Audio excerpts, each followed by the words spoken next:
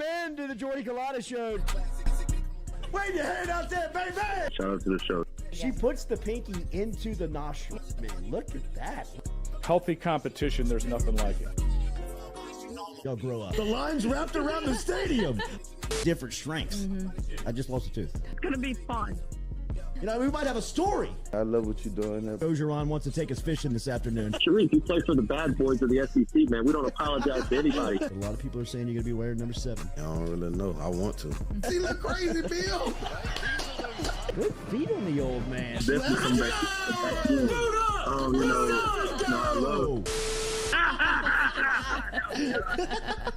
We'll be right back with the Jordy Culotta Show.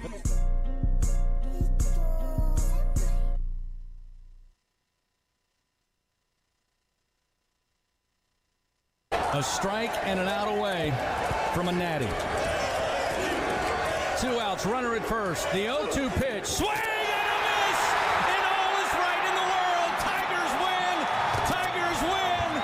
The national championship is headed back to Baton Rouge. The dog pile begins left of the mound. A promise made and a promise kept by Tiger head coach Jay Johnson just over 2 years ago.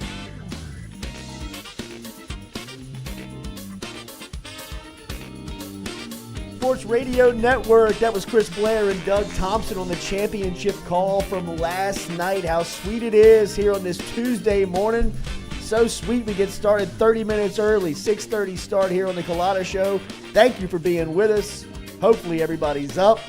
Hopefully nobody's slept as LSU captures their 7th baseball national championship last night as the Tigers bludgeoned the University of Florida last night 18-4 to win their 7th title as the SEC rival Gators fall to Jay Johnson in year 2, as year 2 has become magical over here in Baton Rouge.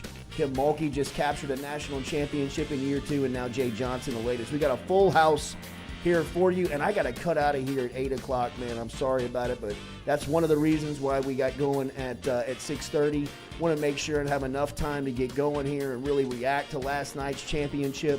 I got a meeting this morning that I can't get out of. I have another meeting tomorrow morning that I can't get out of, so I won't be here for the second hour. The crew is going to handle it, and then tomorrow morning it'll be all crew here. Noah is here. Lloyd is here, Katie is here, Stewie is here live on this Tuesday morning. Make sure you hit that like button, share button, comment button as we get going here on this Tuesday. Always brought to you by R&B Builders, and our phone line is brought to you by Southern Regional Medical Center. Remember Southern Regional Medical Center, formerly Metropolitan Health Group. Same services, same great people. Charles Harvey, Jason Ramazan. Get in touch with him over at Southern Regional Medical Center. Had to be fun for Mr. Fun's crew and Ramo's crew, for everybody returning back to Baton Rouge. As last night, man, it got going early for LSU as the Tigers were awakened early. And look, Florida got going, and it looked like it was going to be a back and forth game. And then LSU really was the storyline offensively for the tournament was runners left on the base path, right? Runners in scoring position, and LSU's inability to hit. Well, last night they flushed the demons as the Tigers scored 18 runs. Thatcher Hurd got his 2nd win of the College World Series. He threw 6 innings. He allowed 2 runs, 2 hits, and that happened to the first 2 batters that he faced. He struck out 7. Man, I don't know where you would start with this championship run. Really, it has been for my money, and I remember saying this, and I was thinking about this last night when we were watching the game. I was so speculative of everybody hyping this team up, right? I remember Mikey Matuk and Jared Mitchell, who got an incredible run during this champion. I mean, like, their names got brought up in the post-game press conference Beloso. every single night. Well, all these guys are that age. I know. It was incredible to It's like see Christmas the for them. impact, you know, like that team made on this group. But Try going to Omaha without him. I bet. So I remember Matuk, and it might have been Renato was here one day, and it was a who's who of the 09 team, right? I mean, it was like Matuk, Ochinko, Jared Mitchell, and it might have been Renato was in here as well. And they were talking about this team as if they were the best of all time. And this was in January. You know, you were like, well, this is LSU baseball, fellas. I mean, like, not that I have to tell you guys, but I mean, like, right? I mean, the fraternity is sacred. And for you to crown a team in January, I just thought, man, this is probably putting the cart before the horse a little bit within the program. And then now having the full season to look back on and react to, man, it may go down as the best championship team of all time in the program because of that, in my opinion. Baseball is such a difficult game, right? I mean, just look at the last 48 hours for LSU baseball to be a great example of how crazy baseball can be, right? From 24-3 to 18-4, and LSU gets the 24 hits, which is just, I mean, like, it's so poetry. Perfect. It's unbelievable. But to be able to navigate from the off season, from the fall into the season, into postseason, into the College World Series, and close it out, 8 weeks is number one, expectation to be a championship team from day one, and then go through adversity like every baseball team is going to have to do. I mean, even the 27 Yankees went through adversity. I mean, it doesn't matter how good you are. At some point, the roller coaster is going to dip down a little bit. And it did. And for them to be able to pick it back up and go through the season, the postseason, and Omaha the way that they did to win the trophy, I think that the further we get away from this team, the more we look back on this team, it'll almost feel like a 2019 football type.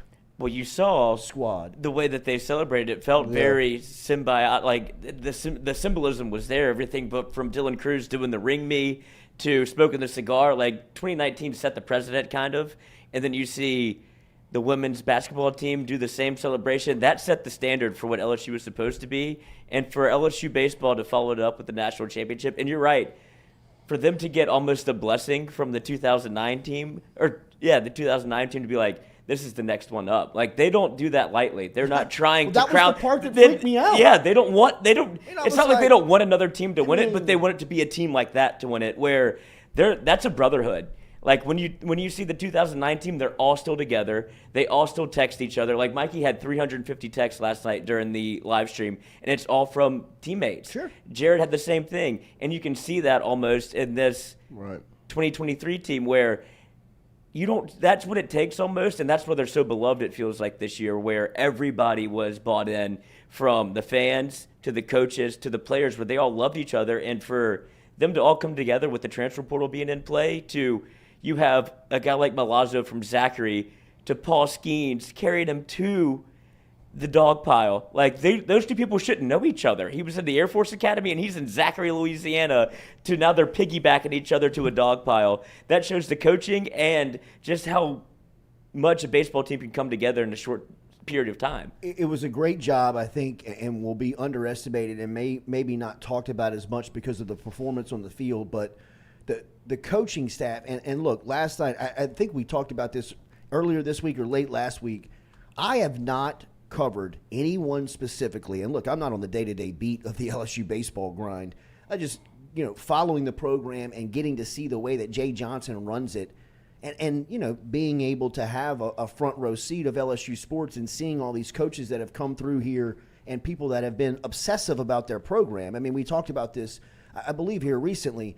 Coaches by nature are psychotic, right? I mean, like, they are the most insecure, overbearing people in the world, right? I mean, like, everybody from Kim Mulkey to, John Brady. I mean, everybody in between. I mean, seeing them up close, you get to see these personalities and you're like, wow, these people are nuts, man. I mean, like, just how much they obsess over the game, the team, the program, right? The outcome.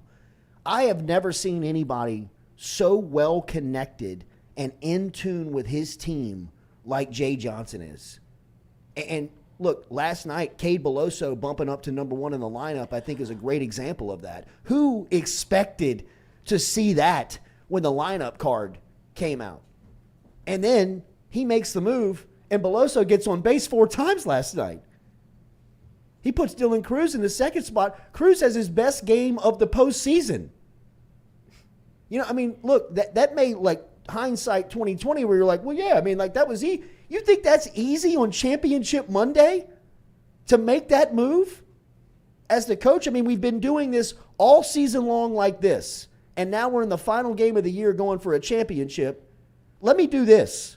Let me move these chess pieces around and make these moves. And as he makes those moves, I mean, just boom, magic, right? I mean, it just in line, in tune, in contact, being in touch with his team, I think is so important to think about when we describe this 2023 national championship squad. It's almost the perfect mix of guys that have been in the program that are veterans. Gavin Dugas, Cade Beloso, Jordan Thompson, Dylan Cruz, guys that have been here for a selected amount of time and has seen LSU, Trey Morgan, come through times where, look, LSU baseball was wondering, like, where's the lore? Where's the feeling of the magic of the program? And then infusing guys like Paul Skeens, Thatcher Hurd, Tommy White into a locker room that's also has a high-end recruiting class, right? You know, a top-flight recruiting class coming out of high school with, you know, arms with guys like Chase Shores, who we saw early in the season. And putting them on the field, developing them, and holding them accountable every single day to be a championship-level program.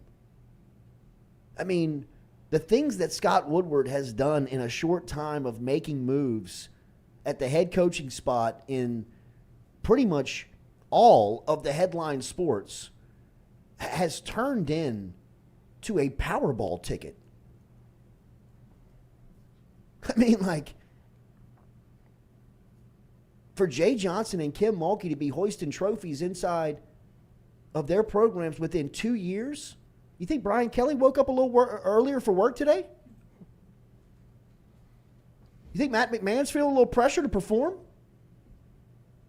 I mean, what's the competition level like in that athletic administration building? It's incredible to say out loud what LSU is doing athletically right now. I get why the nation hates LSU. I'd hate the hell out of LSU if I wasn't from Baton Rouge and grew up loving purple and gold. I really. I mean, you got to look down at LSU and be like, shit, they ain't going away. This train is not stop. I mean, Jay Johnson, I'd imagine he was probably doing some Saban stuff last night on the flight, like texting players, He's been getting recruits during I mean, in Omaha. Chase Burns, I saw, went into the portal. This Maryland. I mean, it just, man, I mean, that team, those moments, that championship run, to do it from pole to pole, to do it from start to finish, to start the year number 1 in the country and to finish number 1 in the country and only spend 7 weeks of a 52-game regular season schedule out of the number 1 spot, and then take that number 1 team that was ranked during that 7 weeks and beat them in a 3-game series. I mean, think about what LSU did last week. They beat Wake Forest in a 3-game series, and oh, by the way, they bounced Tennessee in the middle of it. I mean, this is the greatest tournament championship run. Again, like I say this all the time, you speak in hyperbole in this business, you'll get burned this afternoon, right? But I mean, give me a better run than what LSU did to get here. I mean, I take you back to the regional. I mean, beating Oregon State the way they did, the way they beat Kentucky in the super regional, showing up to Omaha, performing in that first game against Tennessee, losing that bang game against Wake Forest. I mean, that was a game that goes either way. Trey Morgan's out by an inch, half inch. Trey Morgan makes the play the next day by an inch.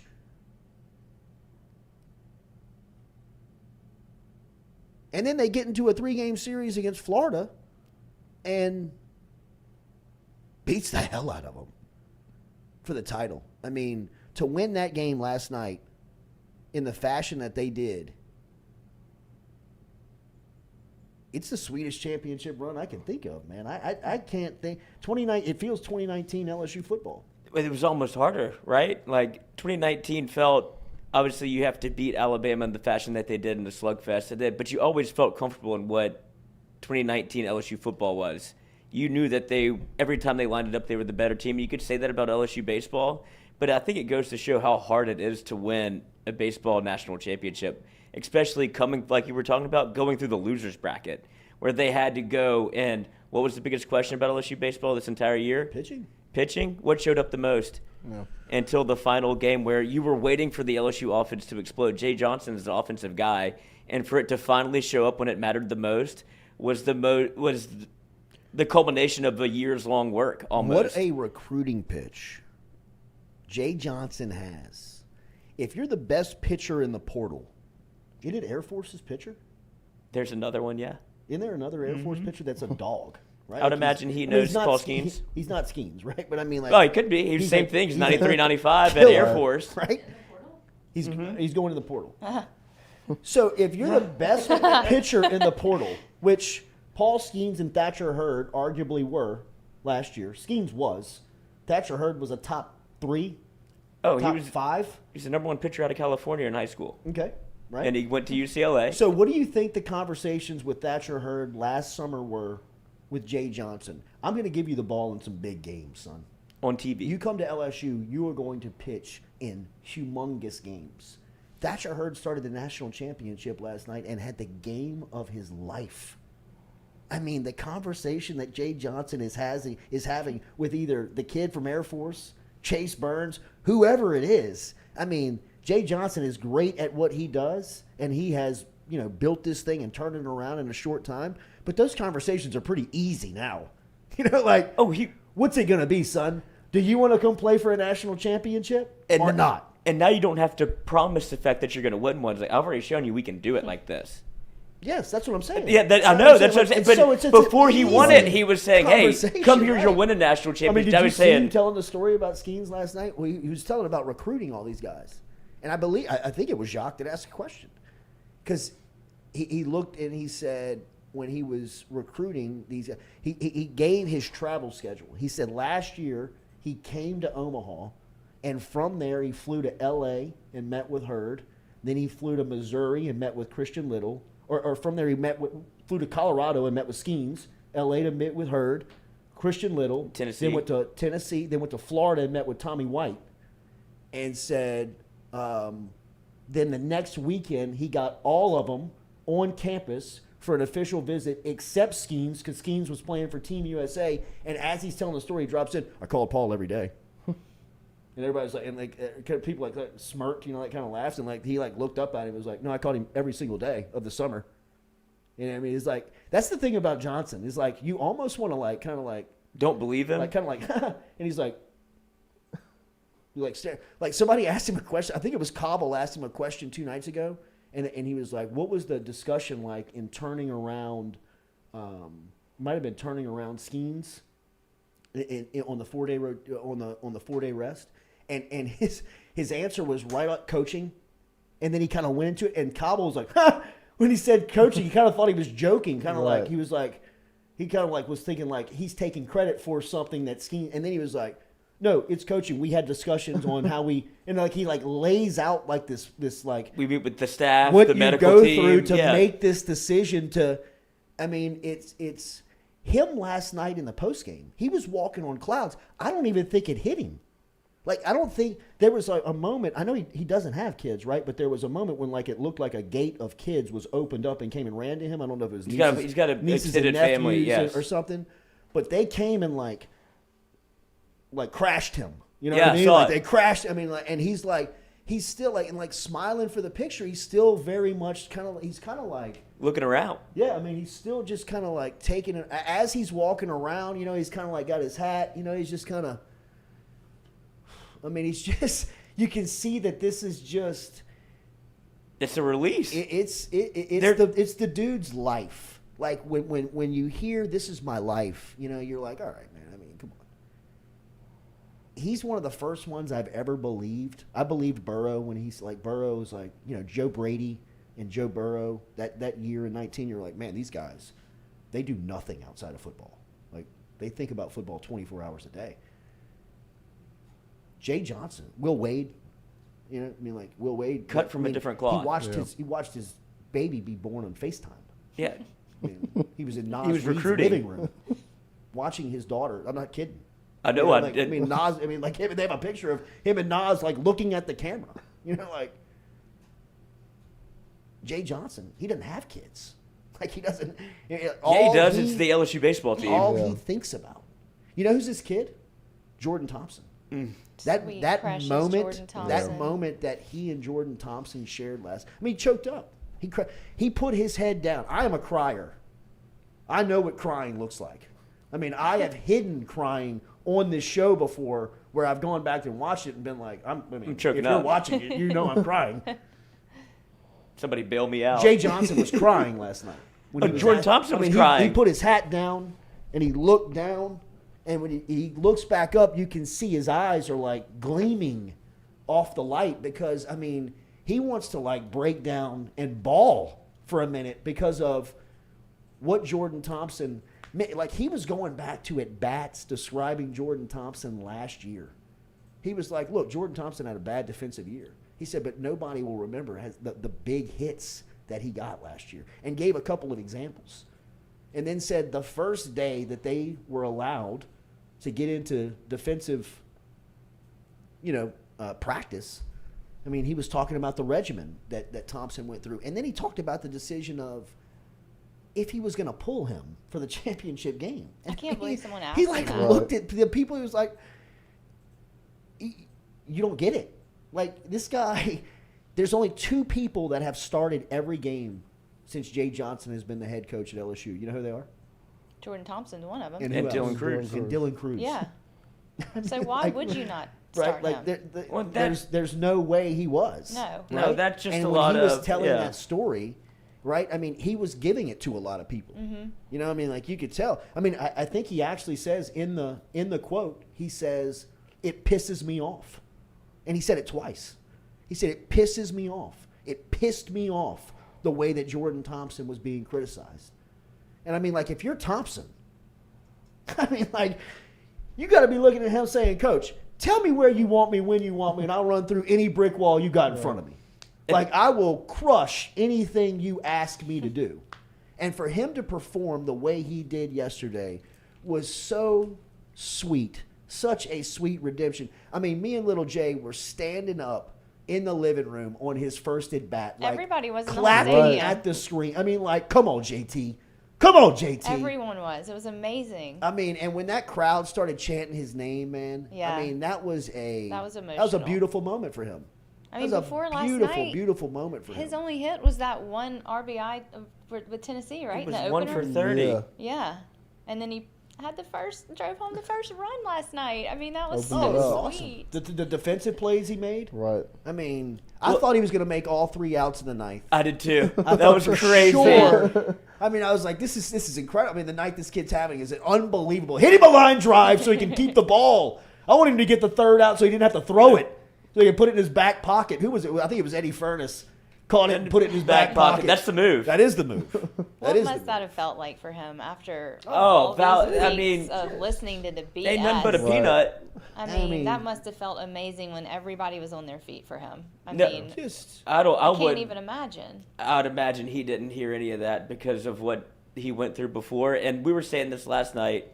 Whenever you played the way he did in the game before, whenever you hit rock bottom, which is essentially what he did, you can't play worse than that. You have to kind of, whether it be a Jay Johnson or somebody or even yourself, look at the mirror like, what am I worried about? If I just did that, I can't play worse. So essentially fuck it. Like, Yeah, let's no go doubt. out and Well, play I mean, ball. Johnson told the story. I'm going to start. He brought him into his hotel room yesterday at 10:30, and he was like, Brother. "Bruh, I mean, like, you're playing tonight, That ain't you. right?" But he said to him, but then I told him, "Is there anything that I can do for you to get you, like, maximum? Like, can I maximize your potential in any way tonight? Can I do anything for you?" And he just said, he looked me right in the eye, and he said, "I got you. I'm Good. ready." And he's like, I never thought about it again. I mean, it's just baseball's an evil game, man.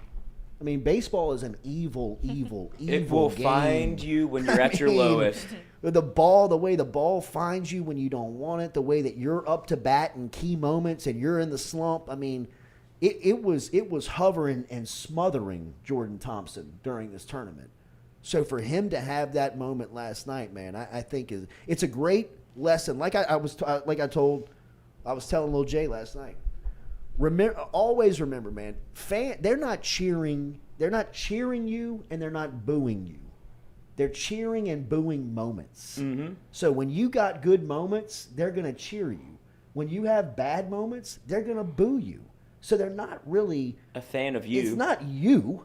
It's not. They don't know Jordan Thompson.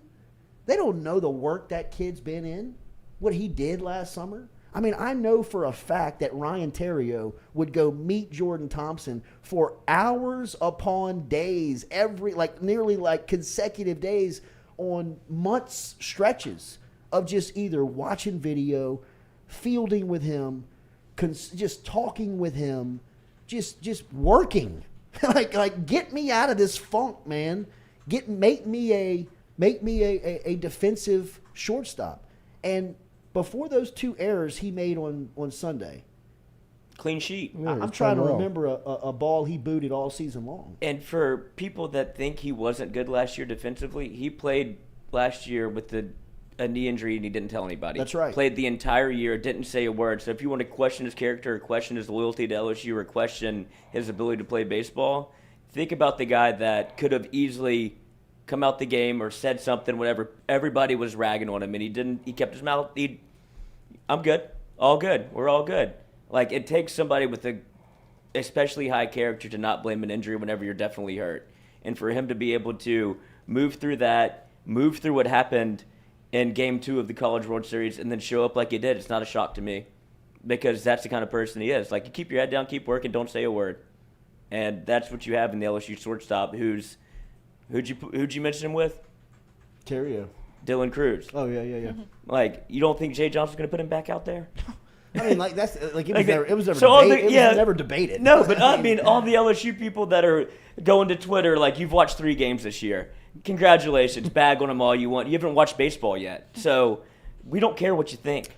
And the performance that Cruz had last night. I mean, 4 for 6, 4 pretty for good. 6. Not only that, it seemed like The defense. every ball Right. for about a 3-inning period was going right. And not only that, like, he was showing off everything. His speed, the ability to track it. That ball, That catch against the wall. that was Jamar Chase, cuz. Yeah. That was crazy I to mean, watch like, him look at the how- wall spot and then turn around and run and get back Right. right there. I mean, like, what is that? That's a Like, safety. You I know kept how hard looking, that I was is like, to do. You know how hard it is to take your eye off of a sunlit baseball, running full speed, look at a wall that I may run into at full speed, and then turn back around and catch that ball that's coming in at me at 100 miles an hour? That was I weird. mean, like, how good of a DB would he be? Right. Like, how good of a DB would he be? I mean, seriously. I mean, like, he was probably so good at baseball that they were like, you're never touching any other sport.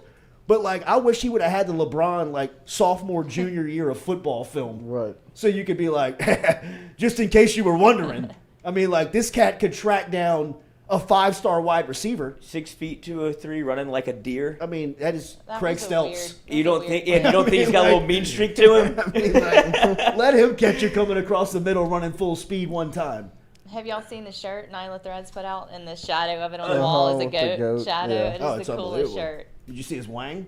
On the goat? Did you see the I goat didn't. shadow? Look at it. I It's didn't notice unbelievable. that. It's unbelievable. I'll have to go back and I check. mean, he's got a burrow brick. Anotherthreads.com. Go to my story. It is on there if you want to follow the link. I sent you that picture. Yeah, right. Print the T-shirts, bro. All right, so look, we started a little early. For those of you that are showing up right now, we've actually been on for 30 minutes. So if you're looking for that instant reaction of what last night was like, you can always go back to the top of the show and watch it. Reason why we started early is obviously because the Tigers have hoisted their championship trophy for the 7th time in program history, which is incredible to say. They now only trail Southern California, who bagged 11 of these things like way back in the 70s when nobody cared. So LSU really is the modern day. I mean, you know, Alabama football, Kentucky basketball, whatever you want to nominate it. When college baseball comes up, LSU is the standard, and they committed to that standard last night. I also have to cut out of here for an 8 a.m. meeting, which I'm pretty bummed about, but we wanted to make sure and have a lot of time. But the crew is here. Noah, Lloyd, Katie is here, and Stewie, of course, is here as on this Tuesday. So make sure you start by hitting us with a like and a share. If you have not subscribed to the channel and you're here for the first time, please do so. I was looking at some of the back-end numbers, and the amount of people that watch the channel that have not subscribed is crazy. So if you're one of those people that are watching right now and you have not subscribed, what the hell are you doing with your life, man? What are you doing? Hit that subscription button. In fact, hit the bell so you know when we go live. You'd have known that. You're already there. Hit the button. If you'd have had the bell hit, you'd have known we went live at 6:30 this morning. So it's been a great day, great morning already, obviously celebrating LSU's championship run as the Tigers last night. Man, they beat the hell out of Florida. Made it even sweeter that the Gators were on the other side in the other dugout. Gives a little bit of noise that you can talk to them going into football season. These are two fan bases that obviously over the last 10 years have come to really hate each other, despise each other. Little revenge. So for LSU to get the revenge off the 2017 baseball national championship and then just beat Florida at anything is always fun. So 18-4 last night. LSU bagged 24 hits the day after giving up 24 runs. That's weird. To the Gators. Baseball is weird like that. That's weird. It's baseball. I'm telling you, baseball is a strange thing, man. You get your redemption. I mean, but when you play like that every single day, I mean, like the mental wear on it has to be, you know, I mean, it's got to be crazy just to show up to the same park, wear the same jersey. It's the best thing you can do. It's so much fun. I was about to say, it probably built a little like routine. That's what the no announcers doubt. were saying I mean, last it night. has to at some point for as fun as No, I know what you're saying. It's fun. Yeah, but monotony. You're just like, what are we doing? Like, it's 0 for just 4. like, Like that's how you fall into a Jordan Thompson like slump where you're 1 for 30. You look up, you're like, I was batting .313 coming into this tournament. Now I'm 1 for 30 batting .250. Like, where did the day go? What day? Where's the time? Exactly. Yeah. What day is it? Exactly. Like, where have I been? Like the middle of it. You know? You wake up and you're like, is it somebody Tuesday hit or me. Sunday? Somebody hit me in the chest and like, brother, wake up. I felt great for Alex Milazzo. Had a great tournament. Great, 290. Look, that injury looked. Yeah. It looked devastating, man. I thought he tore his ACL when I first saw it. Yeah. Have we gotten a I was about to ask you that. I thought I heard on the broadcast that somebody confirmed that he did something with his foot. Like it was something that happened. If you go back, it looks as if his spikes slip. Fractured shin. Fractured What? shin. I've never That's heard of crazy. that. Mikey called it when he saw it. He goes, he fractured his shin. And I was like, I've never even heard of that. But How do you do it? I guess the How do you compression. heal it? Yeah, because he jumps. He had no choice. Yeah. And he had to jump. It was a beautiful play. It was. I didn't know he could run like that. Oh. When he's rounding third, I'm like, he's gonna score. Oh, he had no choice. Yeah, I mean, Coach was halfway down the line, like, you're going. And he I was couldn't like, believe "Here he we go." held tanks in the third. Yeah.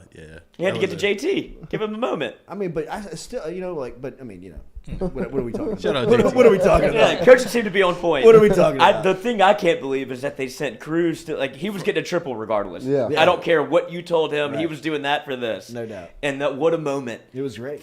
You saw all of the Cruz personality come out. Like, he's been holding that in for 3 years. And you saw he's got a little something to him, a little FU in that. No doubt. Like, and he's been waiting for that moment. Got the cigar, did the ring, and it was just perfect harmony for him to get that moment. And that's why he was chucking for third. Like, I was shocked. I thought they were going to hold him and say, he's like, no, coach.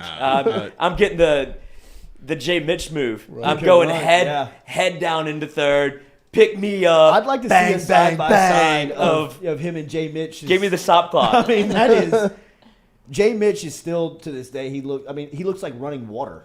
I mean, it's like, oh my God, like this guy is. It looks like a video game when he hits that triple. Sprint. Because of the way. Happening. It's really because the way he comes out of the box. The way Yeah. he gets out of the box, he's flying. But Cruz looks like he's at like maximum. Like when he rounds first, you're like, holy shit. Like he is moving.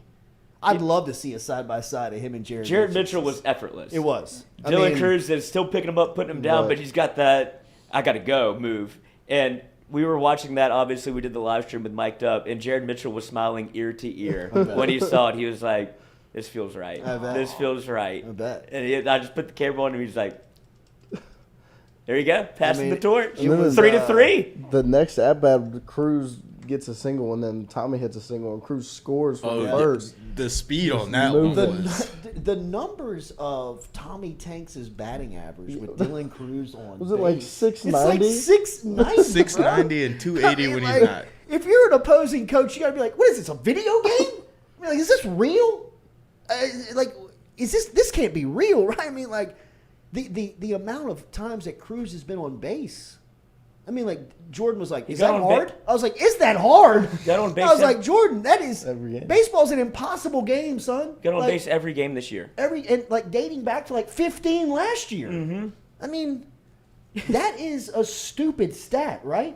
I mean, That doesn't happen. has anybody, is that, I don't know for college baseball, but that just your own base percentage can't be 1,000, and it is. Like that, essentially, if you just get on base, obviously you have to get on base every time you play. Like you go 4 for 4 and get on base every time, whatever. But to get on base every game, and it's just book it. like, That doesn't happen. what a sense of security for a coach. And like, I know we're going to get him on base at least once tonight. And it goes to his approach at the plate. If you're Dylan Cruz and you're a superstar, there's moments in games or times in games where you'd be like, all right, you can take a hack here. Like, get out of your approach. Like, he never gets out of his approach. He just stays simple, stays disciplined. He'll take the walk if you want to give it, but if you throw him a cookie. Right. I loved what he said last night in the post game. He said, look, I have spent a lot of my life not living in my shoes. Like, he hasn't lived in the present. He said, I've always kind of been like aiming for the future, building for the future, right? Like, always been looking towards the future. And he said the day he showed up to the clubhouse and saw this team together for the first time, one of the things that he said to himself was, I'm going to make sure and live in the moment this year. Aw, And be a part of all of these experiences. that's so You're sweet. just And mobbing over there. I know, I really am. And I think that's what you saw all year. You saw emotion. You saw things that I didn't ever believe you would get from Dylan Cruz, just because of his personality. I mean, I think I've told the story. I remember somebody within the marketing department, I believe it was Shay's wife, Emily, told me, like, they went to him and was like, hey, we want to do a photo shoot with you. Like, we want to. And he was like, I didn't come here to do that stuff. I'm doing baseball and going to class. And they were kind of like, damn, dick. You know what I Right. mean? But then they were like, 2 weeks later, they're like, this is who he is. Right. Like, he just keeps his head down. He doesn't say much. He's always at the park. He's, never. I remember I went and spoke to a class last semester on campus, and he was in the class. That's a testament to itself. And he was, I'm telling you, he was like the second or third guy that showed up, which I thought, I remember telling the teacher, like, was that how, she was like, every day. Good for him. Every day he's here. Every single day, and he's just like that. He comes in, he's 10 minutes early, he sits in the same spot, doesn't really, say anything, and then come to find out, I ended up sitting with his dad at the Kentucky game. George? Well, just kind of in that area. I mean, I like look up and Tanks' mom's in front of me. I mean, Belosa, Ronnie, Hot Rod. Yeah, come on! He's like head, like noogieing me on the head. And I'm like, Jesus Christ! I mean, Cruz's dad's like pouring drinks. Oh my God! And his girlfriend, Cruz's girlfriend, was there, and she was like, "I was in a class that you spoke." I was like, Jesus. And she was like, but he thought that it was, she was like, and I thought, like, man, he paid attention. Like, it was like, not only was he there, not only was on time, He was doing the right stuff. You know, she's like, yeah, he really appreciated like some of the stuff you said about like the marketing angle of him. Because I was talking about how you could, like, I was using the Bregman example, how he hired Will Stout and said, you know, like Will Stout was in right place, right time. You know, where he was creating content for LSU. USC hires him. Alex Bregman signs a $100 million contract. First move he makes is he hires Will Stout. You know, and I said, I mean, there's one person in this room that could happen to. You know what I mean? Like, so if you're a content creator, go buddy up with him. You know what I mean? Like 3 years from now, he could be a $100 million athlete. And that's legit. He will. That's legit. I mean, it sounds like he's going one. Like the more that like Kyle Peterson and all them were talking, like it sounds like Pittsburgh is looking at him as the number one pick. Yeah, I wouldn't be read that surprised today. if Skeens went. I wouldn't be surprised if Skeens went. But I think he is the type of prospect that you look at and you're almost like, if we don't take this guy and he turns out to be a decade all-star, it's on us, right? I mean, like, Skeens pitch, he throws every fifth day. And Skeens could be, you know, I mean, he could be an ace of a staff, of a Major League Baseball staff within a year. I mean, he could be a frontline ace of a Major League staff. You see him every 5 days. You see Dylan Cruz every day. single day. And you know what you're getting. And every single day he played at LSU his last year, he got on base. Every single day at LSU he played, he didn't commit errors. Every single day he played at LSU, he was available. He was healthy. He was prepared. He was on it. And when it came down to it, when they had to have him, which we were asking for a week and a half ago, the stars need to be the stars. The guys that are making the money, make the money. The stars ate. Everybody ate last night. I mean, I thought when it was early, I was telling, you know, Jay, I was like, this is the reason why they're going to win. Is, you know, Josh Pearson's hitting home runs, Cade Belloso's getting on base, Jordan Thompson's getting base hits. That's why they're going to win tonight. And then the superstars showed up, and you're like, it's over. If Cruz, Morgan, White, and the crew is raking, you might as well bring the Boston Red Sox out there. I mean, like, I don't care what Florida has. I mean, they rattled all of their pitchers. They even rattled Hurston on Saturday, you know, who's their frontline guy. And I think if you want to take anything away from the Saturday game, it was 24-4, but guess what that fourth run was? Braden Joe Bear. The Joe Bear home run. And he got He hot. was hot. That ball he hit yesterday. He was. He sat there and watched I've it. never seen somebody smile in the batter's box like that. He spit on it. He literally spit on. Like when he hit it, he spit. And the umpire didn't say anything. Everybody was like, "Oh, Yeah. that's gorgeous!" Like It was but a beautiful swing. It was like a home run derby. it type looked. swing. I mean, it's Griffey. Yes. The finish was, and even the Kyle commentators Peterson. like, it doesn't look any better than He's that. like, you want to see a sweet lefty swing. like that, and Beloso too. Yeah. I mean, Beloso's just little Babe Ruth, like this little toothpick pop. I mean, and he just sprays it.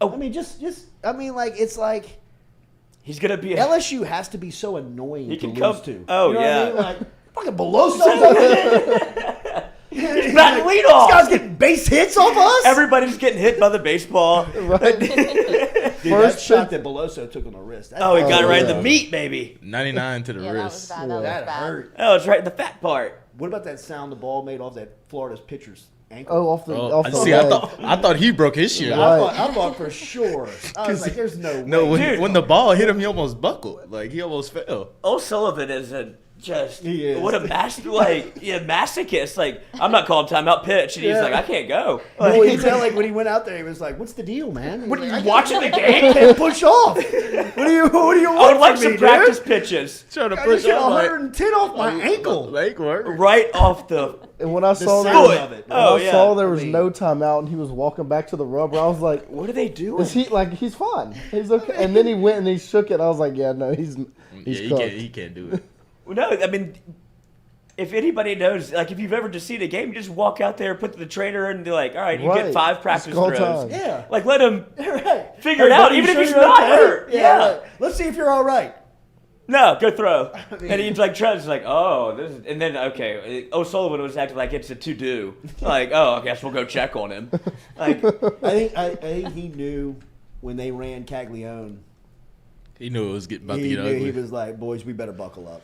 This thing could get ugly quick. And that's another credit to Jay and their scouting staff and everything that they put into a pitching report to be like, look, he can dot you up, but don't fall for it because he could hit Beloso in the back. He'll hit. Well, I mean, Right. the first pitch, Ricky Vaughn, dude. Like, he threw a Rick Vaughn. Like, you're like, oh, my God. And then he'll dot you up on the outside. And I was like, is he doing that on purpose? They're like, no, he has no idea where it's going. I thought Beloso was going to go up like old John Kruk with the backwards when Randy Johnson in the All-Star game.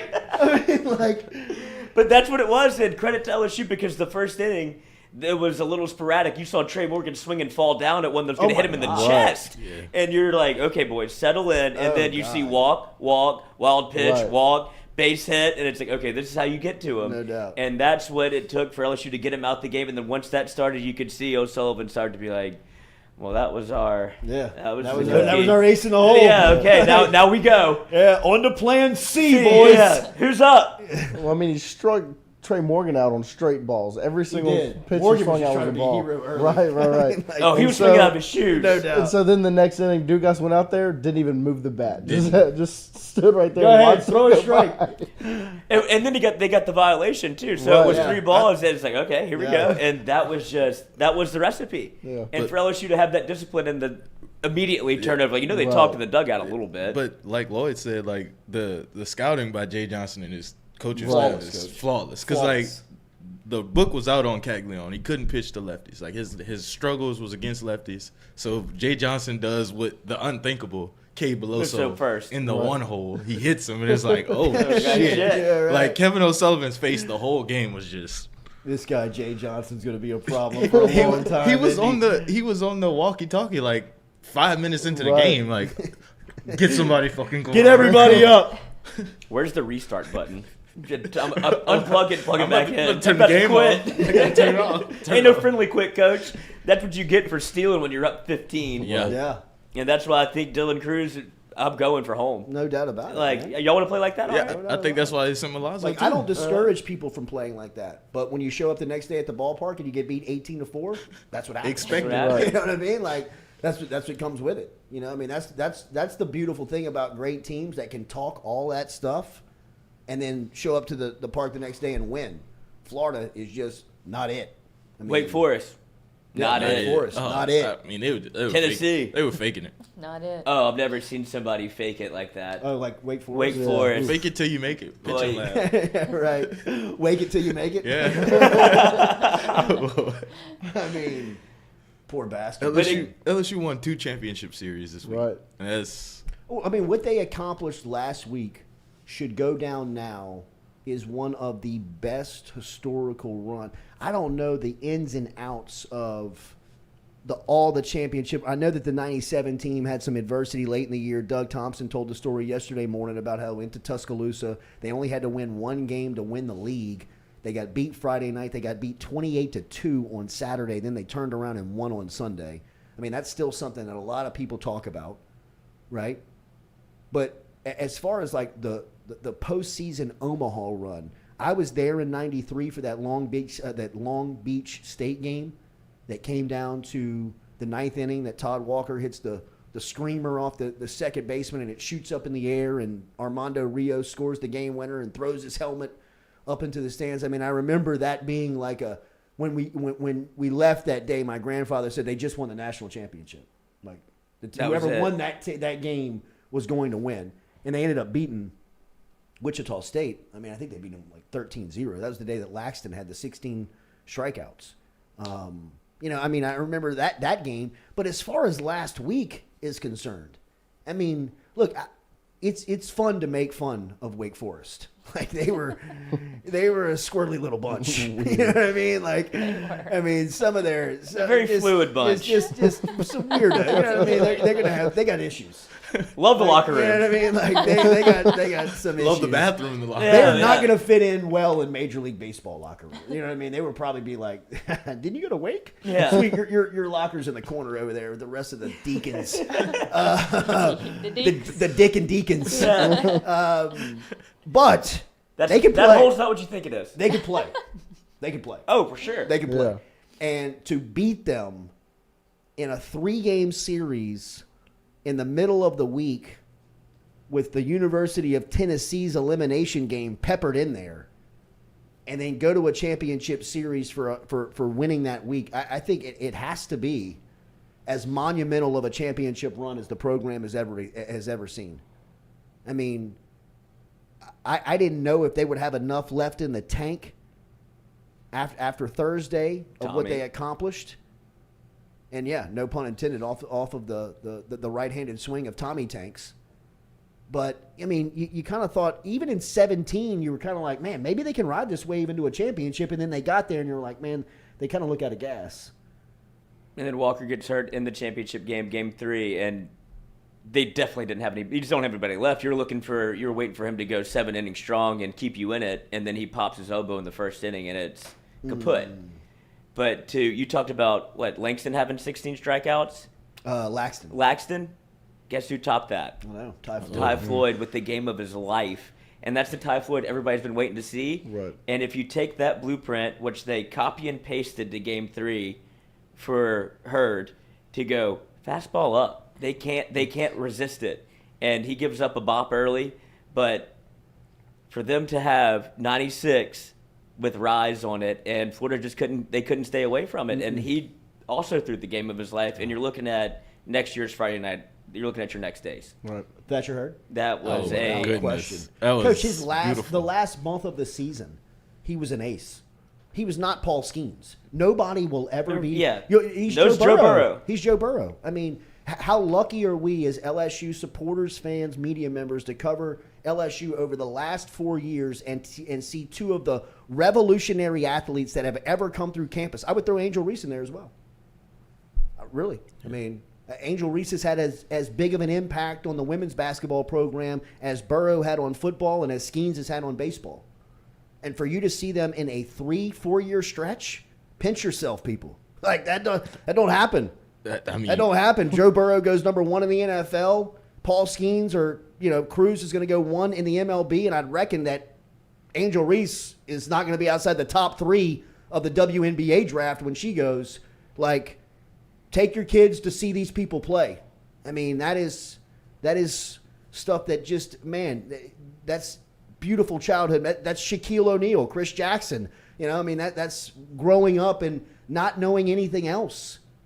I mean, that is amazing what LSU fans have at their ticket buying power. You can buy a ticket, a season ticket, and go watch these people play. I mean, LSU is one of the last the golden age of LSU athletics. I'm telling you, wake up. I mean, I'm not preaching, but I'm saying if you don't recognize it, wake up. Like, we're in it. We've been in the golden age of LSU football since 2000. You dipped down a little bit in 2021, and Scott Woodward was able to jump in the pilot seat and pull the nose back up with Brian Kelly.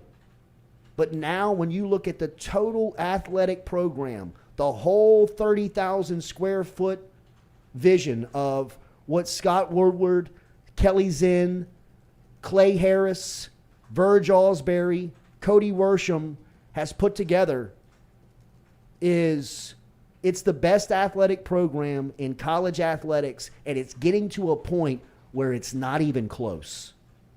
It's not even close. Do you understand how people are going to react if Brian Kelly makes the Final Four in football? Oh. Brian Kelly has a real chance to make the Final Four in football. You know who probably got into the office about an hour earlier than he did yesterday? Brian Kelly. Jay Johnson. Because he's probably looking around saying, man, if I don't win, I can't sit at the cool kids table in my own office. Gonna put him at the kids' table. I mean, you're talking. Look, we're not even talking about Champions like only. track and field, and gymnastics. I mean, Tennis, golf, Swimming and diving. are they performing at a high level too? Yes. Everybody has been, yeah. You know, and I'm so no disrespect. I'm sorry for not knowing that and being able to speak, you know, educated on that. But I mean, I believe it because everybody else is. I know, exactly. I mean, like, you know, I mean, it is the golden age of LSU athletics. We've been saying If that you for have a a minute. if you have a child that's, you know, I have a son that's 12. I told him last night, bro, lucky man. It's awesome, you know, because he loves it. I mean, he loves LSU. So, I mean, like, this is a great time to be in love with LSU athletics. When's the last time it was like this, that everybody basically was so good? At least as far 2009? as like the big You would ones. never catch it for, you could never catch it for what feels like is about to be a run. Yeah. You know, I mean, I think if you go back to like 86, I think the football team won the SEC, the basketball team won the basketball team went to the Final Four, and I think 86 was the first year that Skip went to Omaha. Right? So I think that was like, people were like, wow. Yeah. Like, LSU's going to be good in everything. And then they kind of like fell off the Found cliff, right? Like in football, they kind of fell Yeah. off the cliff. Basketball kind of stayed up. Shaq and Chris Jackson showed up. And then, you know, Skip went on his run.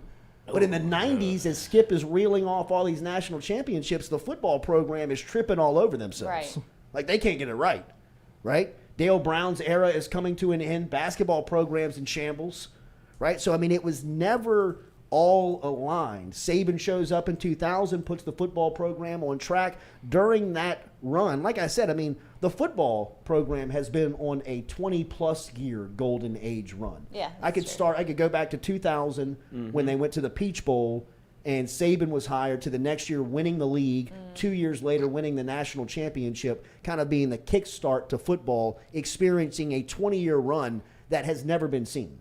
Wins, league titles, national championship appearances, just the golden age. It now feels like the rest of the athletic department has caught up to that production and will accept nothing else. It's Like, scary. what do you expect, like, Kim Mulkey to be talking about, like, yeah, we might make the tournament. You know, you think Jay Johnson's like, yeah, hopefully we get to Omaha. Yeah, like, there is expecting to win national championships in every sport now. Like, Brian Kelly's expecting to win national championships. Kim Mulkey's expecting to win national championships. Jay Johnson's expecting to win national championship. Track and field expects to win national championships. Gymnastics expects to compete for national championships. If you're Beth Tarina, if you're Matt McMahon, and you're a little bit of the outside looking into that one, there can't be any better motivating factor to look around and say, hey, man, look at my peers. Like, look at everybody working. And not that they're not, but just kind of a motivating factor. Like, I want to be over there in winner's circle. You know, like, I want to experience that. And you just answered your question of why does everybody hate LSU? I mean, the announcers last night, y'all noticed, right? Like, they were so Florida heavy. Oh, yeah. I mean, they Yeah. were Yeah. Florida I heavy was all waiting weekend. for Ravage to, like, swipe right on Caglione. Like, just go down there and, like, ask him if you can take him out. I was Like, going to say, Wow. go down there and pull his pants down. I mean, like, when At he this stepped into the point. box one day, he's like, look at this guy. Like, I mean, you're talking about a physical specimen. Like, dude, are you creating his dating profile, or It are you was breaking like that down from his the baseball beginning. swing? Like, from when the game started, David was so angry. Like, right when they started talking, he's like, what is this Florida bias? I'm like, take it, let me just tell you. Right. Everybody hates LSU. There's And a I reason would for too. it. I really would. And I'm Yeah. not trying to be a prick. I'm not trying to be that guy. I would absolutely hate LSU if I was outside of the fan base. Yes, because and I you've am got to the be outsider looking in, looking and in. you're like thinking like, I mean, all they do is throw all their resources at sports, and you're like, Right. I know, it's awesome. Like, That's what it's everyone unbelievable. Like, you got Angel Reese, Paul Skis, and Harold Perkins, Olivia Dunn's here. all on the same campus. It's That's nuts. exactly right. I mean, telling you they could do this if they just, got the right people. And they got the right people. I mean, like, you can see that Jay Johnson's, his, You ain't come here to play school. no way. I mean, but his, his company line on like, Jay, how'd this happen? He's like, right people, right place, right time. I mean, like, I've heard him say that now, I think, like 10 times. And if you want to see what, and it is, yeah, and then and then he'll throw the transfer portal. I mean, if you're in the transfer portal, how could you come to a better place than LSU? And it's just like, how can you not believe him? Right. I mean, Tommy White looked at him last night and was like, "This is why I came here." I mean, Jordan was like, "You think Tommy White's going to be back next year?" I'm like, "Where would he go? He has to come back. The Yankees can't give him a better deal than what he's going to get at LSU. I mean, he's a sophomore. If you're Tommy, that's what I'm saying. But he was like, "You think he's going to transfer? Like transfer? Why would he transfer? Just because he did, he did this year. Yeah. Like he can't. I'm like, anybody who's looking at this, there's only one choice, in my opinion. Like, it's like, do I want to go down there and have all this fun? I mean, like, if you're a ladies basketball player, you had to be like, I want to do that. Van Lith. Hey, Anissa Moro, they're like, I'm going to LSU. I mean, if you're a baseball player and you're looking at Tommy Tanks, Paul Skeens, and Thatcher Hurd, you got to be thinking like, hell, I could be that guy next year. I mean, if Jay Johnson's telling you, you're damn right you could be. If that 225 area code pops up, you better pick up. You're begging for that phone call. How could you not be? And it could be good or bad, depending on who you are. Right. We got to make room. Right. No, I mean, look. It's tough decisions you got to make. There's receipts you got to pay on winning. Yep. You know what I mean? There is a... You can't always be the good guy. There is... And look... There's business. There's repercussions to winning, to put it bluntly, right? I mean, and the repercussions are you've created a standard and now living up to that standard every single day. And the hard conversations that you have to have within a standard of performance program that has championship level performance every day, all day, is that if you're not championship level player, you need that scholarship back. You're going to need that locker back. I need that spot in the rotation back, right? I mean, this is some of the things that we talked about. Kim Mulkey was having those same conversations after her national championship, and her phone's blowing up from everybody in the country saying, I want in. How do I get in? And you're like, let me call you back. Well, I mean, like, Haley Van Lith wants to come. What do you tell Michaela Williams? Tell her you're going to start at the 2. I don't know. But you don't tell Haley Van Lith no. I mean, it's like conversations that you're like, oh, I mean, we got the number 1 player in the country committed. You're like, yeah, no. Now you got the number 1 transfer portal player wanting to get in too. I mean, that's not just basketball. And look, it's not a problem. It is a enormous luxury of winning. But it's also a repercussion of the discussions that you have to have with the players on the roster of. Like Jack Bech football. Jack Bech in football. It's a great example. Right. It's a great example. I mean, every fan would have loved to see him play another game, but sometimes you got to do what you got to do. Aaron Anderson's coming in. Right. You know. Keyshawn Booty's coming back. Right. Was. All right, I'm going to come back. We'll take a quick break here. Katie's Restaurant brings you the Jordy Culotta Show every day. Remember our friends down in New Orleans. They got to be celebrating down there with the national champs in LSU and Cade Beloso and the New Orleanians. Trey Morgan having such a big impact on the championship run. Katie's Restaurant is located on Iberville Street. Stop in and see them on Iberville Street, where you can check out the menu online, katiesinmidcity.com. katiesinmidcity.com is where you can find them online. They got a sister restaurant, Francesca's, located in Lakeview. It's a sandwich deli that you can find. Francesca's over in Lakeview. Hit them up, katiesinmidcity.com. I got to cut out of here at 8 o'clock, which is why we started early. We started an hour ago at 6:30 a.m. So if you want the raw, kind of breakdown of last night's win, you can go back to the start of the show. We'll be back, and we'll hand over the reins to the crew. And they will carry you through until 9 a.m. But we'll be back right after this. Jordy Culotta Show, as always, built by R&B Builders. R&B Builders. Raw.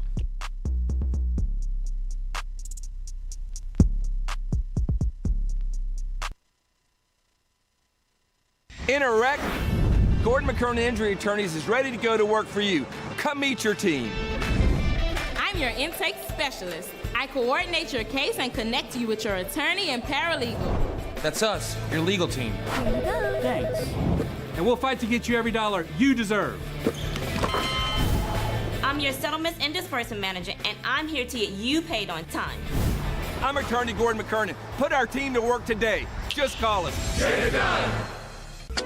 Are you looking for sound financial advice? Then get in touch with Daniel Newman of Edward Jones. You can call him today at 225-261-8262 or email him daniel.newman@edwardjones.com. If you're planning for retirement, saving for college, for children or grandchildren, or just looking for sound investment opportunities, get in touch with Daniel today, 225-261-8262, located on Magnolia Square Drive in Central. Daniel Newman of Edward Jones.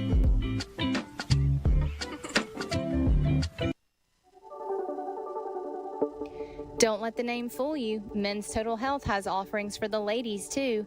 Guys, is your wife or partner suffering from urinary incontinence, low sexual desire, or pain during sex? Then the O-Shot might be for her. Don't let it scare you. It's totally natural. It's PRP. And Mike Roach and the crew at Men's Total Health will make you as comfortable as you can be. Contact me for more information, Katie at JordyCulottaShow.com, and I'm happy to tell you everything that Men's Total Health has to offer for the ladies.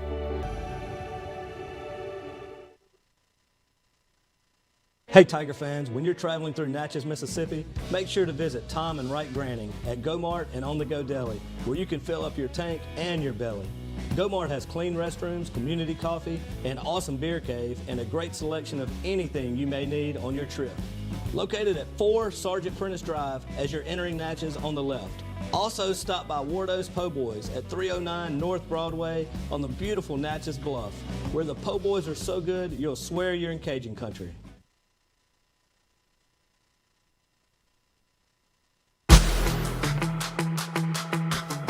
Donaldsonville Glass and Body, the trusted name in frame, body, and automotive paint repair since 1977. They have served their customers for over 45 years. You can find them online at dgbauto.com or stop in and see them Railroad Avenue and Division Street out in Donaldsonville, Louisiana. Look, they can help you with your insurance claims. They can make the repair process as stress-free as possible. I'm speaking from experience here. I've got numerous windshields, body repair, all done by Kenny and the crew over at Donaldsonville Glass and Body. They are, without question, the most well-equipped shop in the area. Stop in and see them today.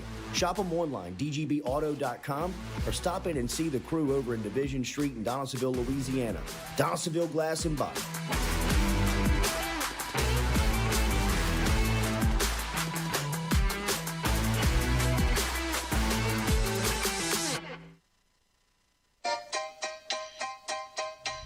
Hey fellas, it's Jordy Culotta for my friends over at Men's Total Health. Guys, do you suffer from fatigue, decreased libido, erectile dysfunction, weight gain or loss of muscle mass, signs of depression, anxiety, hair loss, mental fog, general loss of interest? Then you might be suffering from low testosterone. Go see my friend Mike Roach and his great team over at Men's Total Health, over in Metairie at menstotalhealth.net online. And stop in and see how they can change your life today. A simple shot and some knowledge from Mike Roach can get you back up, moving with your energy, get your sex drive back, build your muscle mass, make you feel young again. All online, menstotalhealth.net.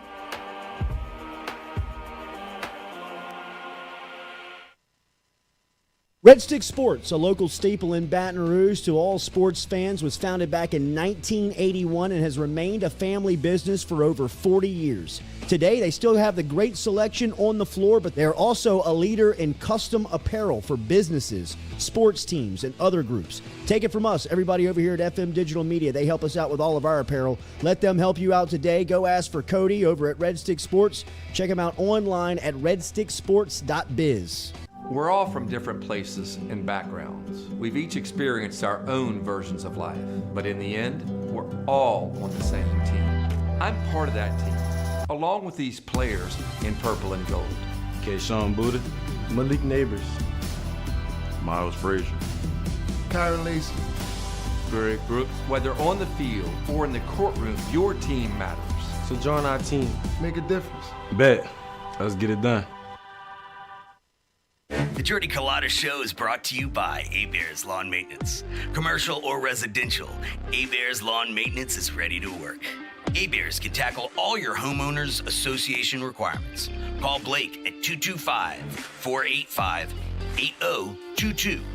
A-Bears Lawn Maintenance.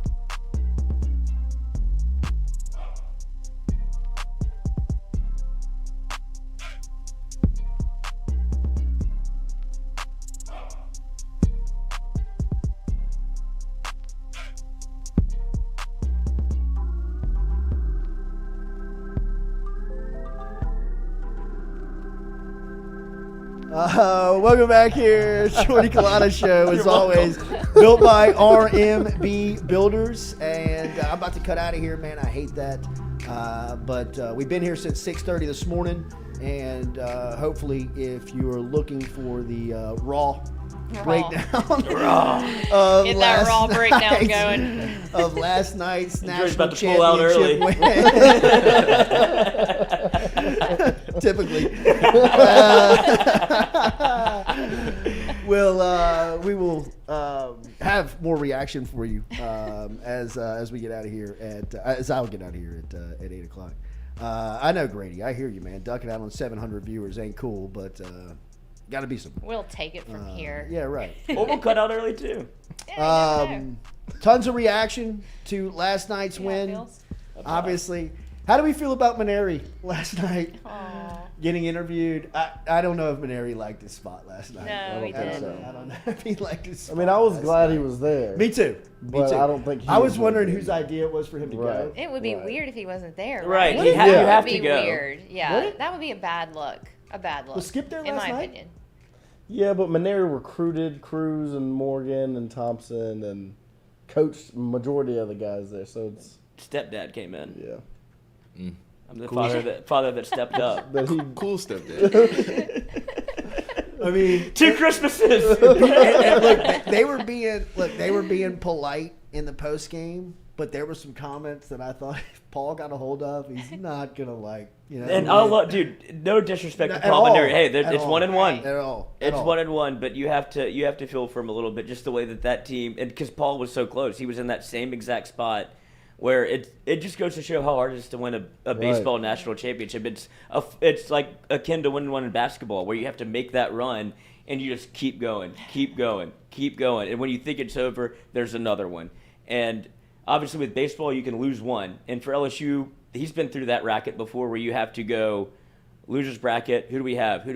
And he's done the same thing with LSU baseball, where you can get people to step up at the right time, and you can, push the right buttons. And there's nothing wrong that he did. It's just goes to show how hard it is to win. Now that you have the transfer portal, I'm sure Paul is like, I could have done something similar where I could get people to come to LSU. They both recognize the brand, Right. but it's just right place, right time for Jay. And for him, it's a little awkward because he looks so much up to Skip, where he kind of went over, skipped a generation almost. He was like, I was 12 years old wearing LSU stuff, watching Skip coach LSU.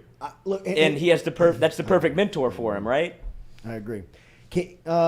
And I have always thought and believed that Paul Mainieri's spot at LSU, in the way that it was brought on, Skip was the AD, right? So in a sense, he didn't follow Skip, but he kind of followed Skip. Yeah, Smoke was right? the bridge. Definitely, Smoke was kind of an experiment and kind of a good old boy deal, and kind of something that Skip said, look, you put up with me for so long. Here's the keys to it. See if you can't run it.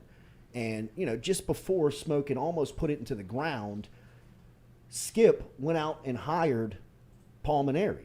right? And I got a guy. When it's different to have the Skip endorsement than have him sitting across the table from you trying to hire you, right? And that relationship was always going to be boss. Employee, right? Rather than mentor and pupil, right? Which Jay Johnson has accepted so elegantly. I mean, like, you could see his first day at the podium, his first day on the job, there was a reverence to Skip Bertman that everybody around here really understands that Jay Johnson just kind of stepped in and got.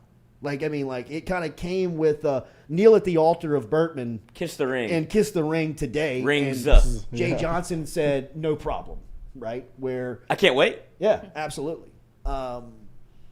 So there's all different types of dynamics that go into it of, you know, that relationship and how it was festered and how it played out and all of that.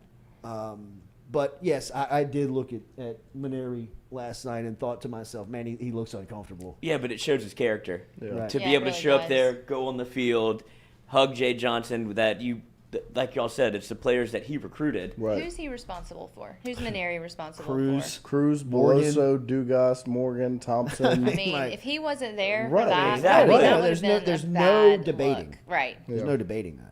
There's no debating on what he means to Right. last night. He was part of He that should get a win. ring. 100%. He should get a ring. He should get a ring. Will he? He should. I'd imagine he would. Yeah. I would imagine that. Now, if he he would. takes it, it's up to him. Right.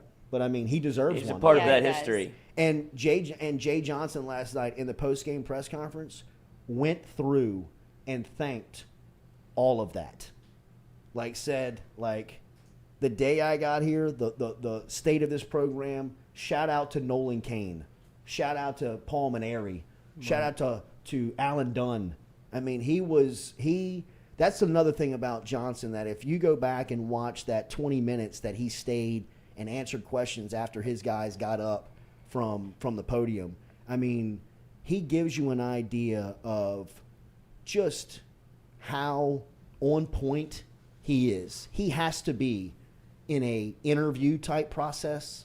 If you're like sitting down and trying to get to know him, or you're trying to offer him a job, I'd imagine the interview process with Jay Johnson is so impressive because of how prepared and how in tune and how just on point he is. I mean, for him to be in that moment last night, winning his first national championship, he told stories about the Arizona team in 2016 that got beat by 1 run.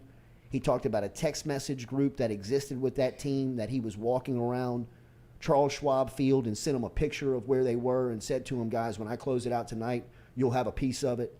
He talked about Alan Dunn, Paul Mainieri, and Nolan Kane. He talked about what it meant to take the LSU job. He recognized Scott Woodward in the room as being the best athletic director. Look, all of that stuff in the moment seems like that's easy to do. But sitting there on the high and emotional high of winning your first national championship, and to be able to sit down and be succinct and sound, pointed and focused on what it really meant to get there and how many people helped really, pave the way to last night's championship.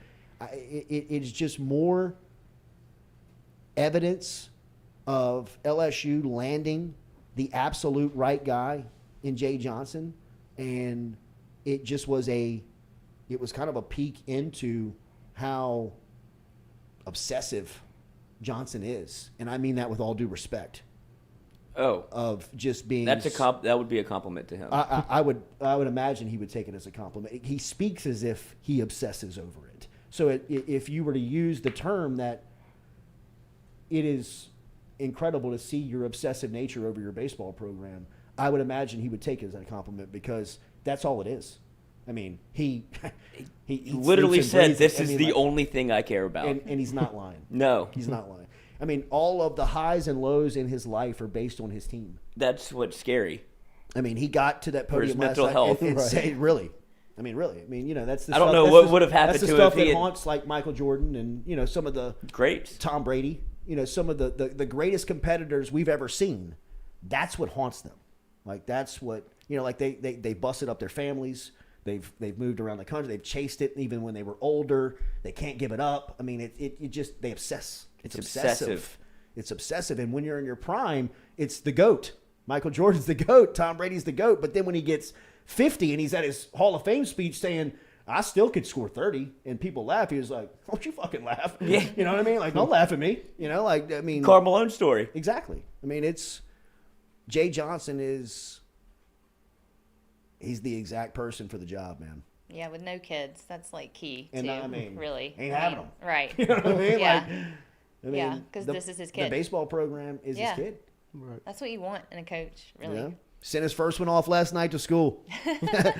All right. to have another. I hate to do this. I got to bounce. But we've got an hour and a half of content for you to go back and sift through, and hopefully you can check out, Raw kind of content. the early raw stuff from this morning.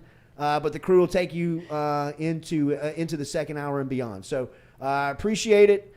And as always, brought to you by Usually R&B how long the Motors. show is. Katie and Lloyd said they're staying until 10, so you'll have a great show. As long as people hang with us. We'll be they'll back do in the second hour right after this. Oh, good God. Get some.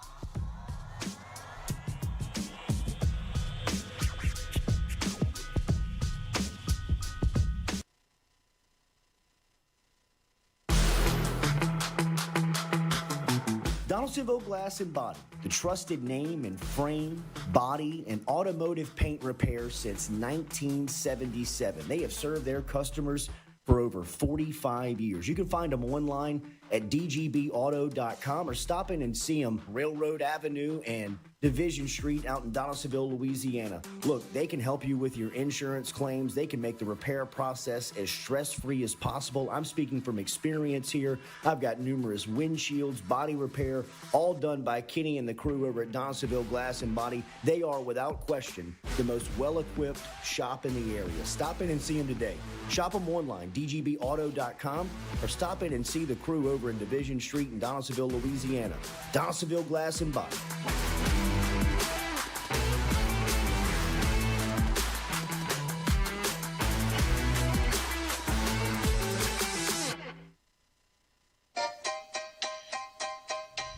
Hey fellas, it's Jordy Culotta for my friends over at Men's Total Health. Guys, do you suffer from fatigue, decreased libido, erectile dysfunction, weight gain or loss of muscle mass, signs of depression, anxiety, hair loss, mental fog, general loss of interest? Then you might be suffering from low testosterone. Go see my friend Mike Roach and his great team over at Men's Total Health, over in Metairie at menstotalhealth.net online. And stop in and see how they can change your life today. A simple shot and some knowledge from Mike Roach can get you back up, moving with your energy, get your sex drive back, build your muscle mass, make you feel young again. All online, menstotalhealth.net.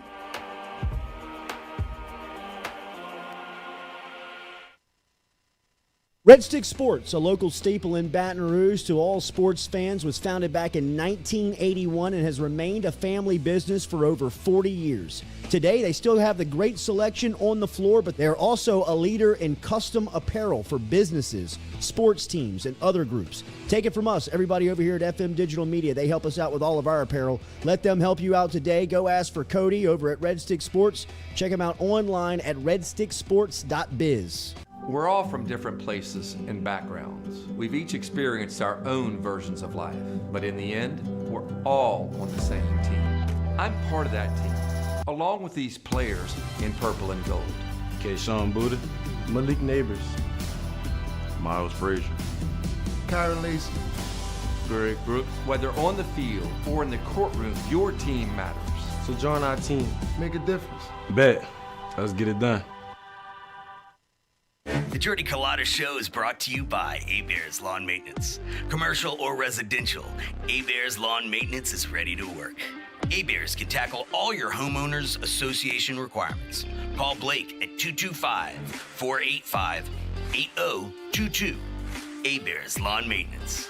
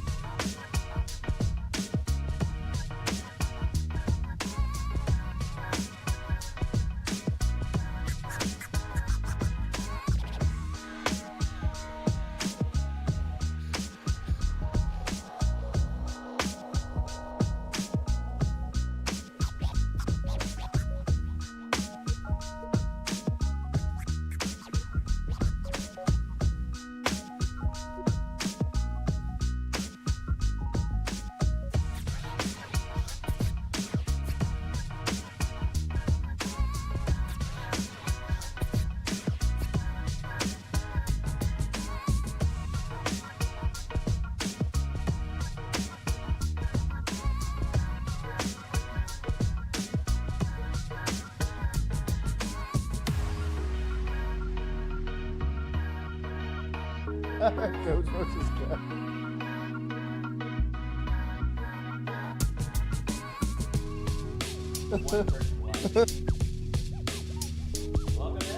Welcome back.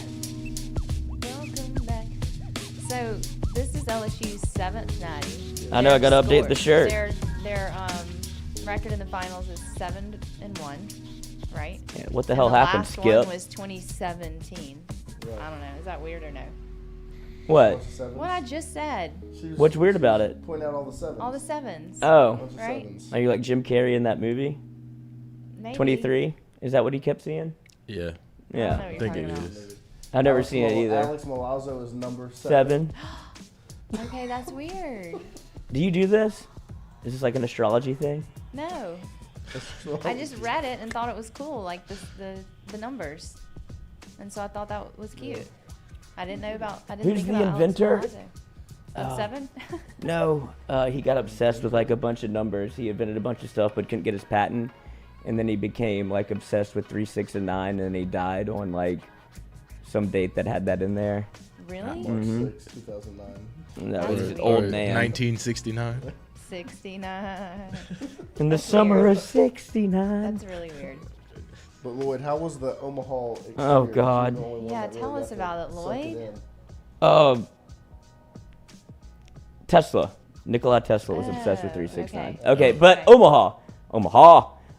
It was. Look, when you don't, if you've never been there, I've never been. and neither had I, Has and anyone if you, in here ever been? Okay. I'm going next year. Okay. 100%. Okay. Even think- if LSU doesn't make it. I'm All going. right. I would even suggest that it would be kind of lonely. Right. Because you saw some people like wandering around in like different gear Yeah. that they thought like they might have gone, but they bought tickets, and that was the boat we were in. My buddy, for the first go round, we did the bachelor party, and we bought tickets 6 months before, and he was like, LSU's going. I was like, hell yeah, I'm all in. LSU is number 1 in the country. I get it. But going there, you think Omaha is this sleepy little town. No. It is, during this time of year, I'd imagine, God bless those people that work at Rocco's, because this has to be the best day of their life. It has to be over. There's just no way anybody goes back today. It got to be like Popeyes, like the Popeyes meme. Yeah, where the workers. Oh Or my the God, Jimmy yeah, Butler meme. yeah. Man, I can't do. There's nothing else I can. But do. I saw the same people every time I went there. They were chipper as can be. I don't know what they're on. That work there? Yeah, and they were just doing it again. You know, hey, I'm here again. They probably don't even need to be open the rest of the year. Like, they probably are making so much money hand over fist during the College World Series. I mean, that, 888. They'll Right. probably That'll take- get you there, huh? They'll probably take a week How or many? two off. What was Yeah, the you final think? count? Was Was it a 30 Tiger something Stadium thousand, football? right? What, for LSU? For the Jello shots, yeah. I said they would get to 92,000 for like an old school I think LSU football I think before the final Reno. was 68,000. No way. 888. 64,808. Oh my gosh. Shout out to Gordon McKernan, obviously the G spot, getting in there, buying a bunch of Jello shots. He should have got it to 69,000. He should have, Bet. but Get it get it done.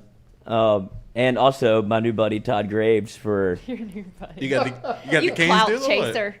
getting hey We got the Canes in IL or what? exactly yeah, the Canes for a year. Because Free Canes for life? I try to get that card. we gotta get the billboard outside of Canes, like the little cutouts. No, the little cutouts. We gotta get yeah. some cutouts. I think that probably might be that'd probably be the most I could ask for at this stage in our friendship. We got the Coach O cutout one time.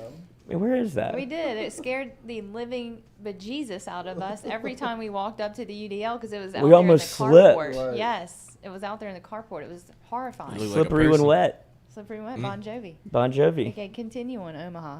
Oh, so it was, like I said, I didn't know what to expect. I'd heard only good things, but it's one of those things you have to almost experience to understand and appreciate what it is.